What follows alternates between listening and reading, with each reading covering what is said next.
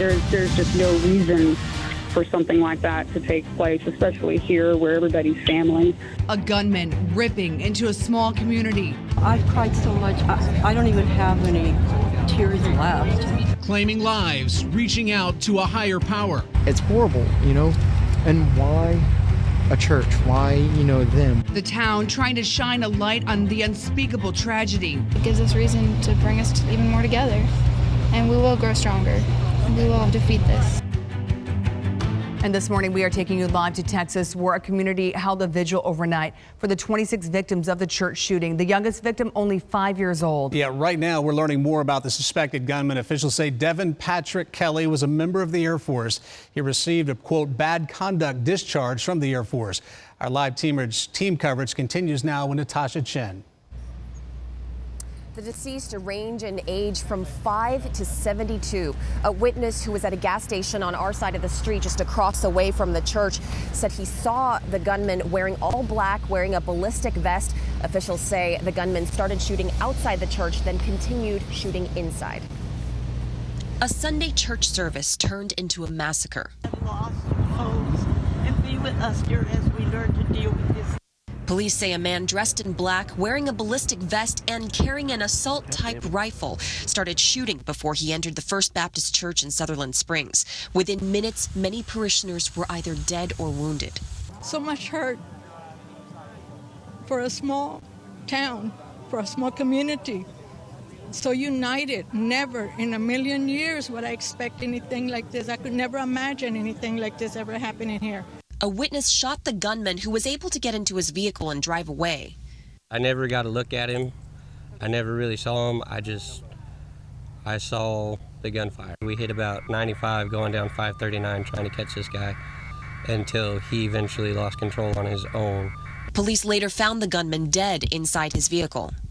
We are dealing with the largest mass shooting in our state's history. There's so many families who've lost family members. As investigators work to determine a motive for the massacre, a small community is left to grieve. Of the 26 killed, at least 8 of them are part of the same family, according to a relative. That relative also tells us that 3 more members of the family were injured in the shooting. Live in Sutherland Springs, Texas, Natasha Chen. Back to you. President Donald Trump on a 12-day trip to Asia after ordering flags at half-staff through sunset Thursday said this shooting is a mental health issue and would not talk about policy or gun regulations, saying it's too early in the investigation. This is the 39th mass shooting in the U.S. so far this year. Our live coverage from Texas will continue on NBC2 in our next half hour. Here at 6:02, fog is likely going to be the big issue here as we head through the first part of the morning. And right now, as we check in on the fog tracker, this really allows us to pinpoint which areas are dealing with the thickest fog and the lowest visibility. And the red is the worst. Right there in the red, that's where visibility has dropped down below a quarter mile for DeSoto County, Charlotte County. Yellow is below a mile, and you can see this fog expands down to the south of Lake Okeechobee and starting to see some of this build into portions of Lee County, although it's a little bit lighter right now for Cape Coral and Fort Myers, but that will likely change as we go through the course of the morning and over the next hour. This is the view from on top of our radar tower, the NBC2 tower cam, and just in the last few minutes we've seen that fog thicken up. So give yourself some extra time for the morning commute. We don't have any rain to track out there this morning, so visibility will be the main concern over the next few hours. And then once the fog lifts away, sunshine breaks through here as we head through the mid to late morning. By 12 o'clock, we are sunny and 82 degrees, temperatures climbing into the middle 80s this afternoon, and we're also going to see some isolated showers out there closer to 4 o'clock and 5 o'clock. I'll give you a better idea of what rain chances will look like and what the radar looks like this afternoon coming up at 6:12. Just into our traffic center, the DOT is now advising that there's fog in Lee County on the interstate. You're looking at mile marker 130 in Lee County. And at this time, not too heavy, but I am working to find out where exactly that fog is directly impacting the interstate in Lee County. I'll let you know when I find out. But in Collier County, the troopers are advising that there is fog from mile marker 49 to 94. Visibility down to 0.2 of a mile between 94 and 92 on Alligator Alley. And then in Charlotte County, there's also fog between mile marker 150 and 170. So just use caution on the roads this morning. Make sure your low beams are working and that you give yourself some extra time. I'm Amanda Skripchek with your NBC2 Traffic Alert. Breaking right now, a fire is now out at the Coastal Beverage building in Naples on Progress Avenue. This is between Airport Pulling and Livingston Road. NBC2's Jesse Pagan is in the NBC2 live news tracker where a fire inspector is now investigating. Jesse, what's the latest? Hey, Rachel, fire crews here left about 45 minutes ago. But as you mentioned, that fire inspector is in that company right now behind that fence. You'll see that business is starting to pick up again this morning. Trucks are coming and going per business as usual when it comes to Coastal Beverage Company here in Naples. But we do know that behind that fence back there, several vehicles caught fire.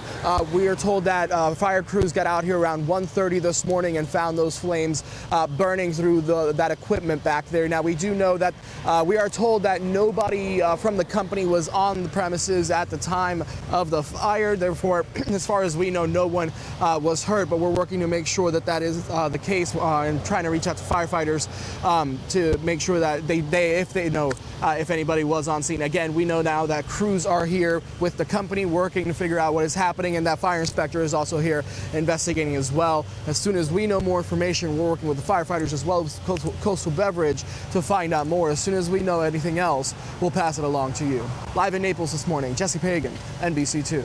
And staying in Naples now, police officers there searching for a killer this morning. Detectives say someone shot and killed 25-year-old Franklin Francois early Sunday morning. It happened near a shopping plaza on 6th Avenue North near Goodlet Frank Road.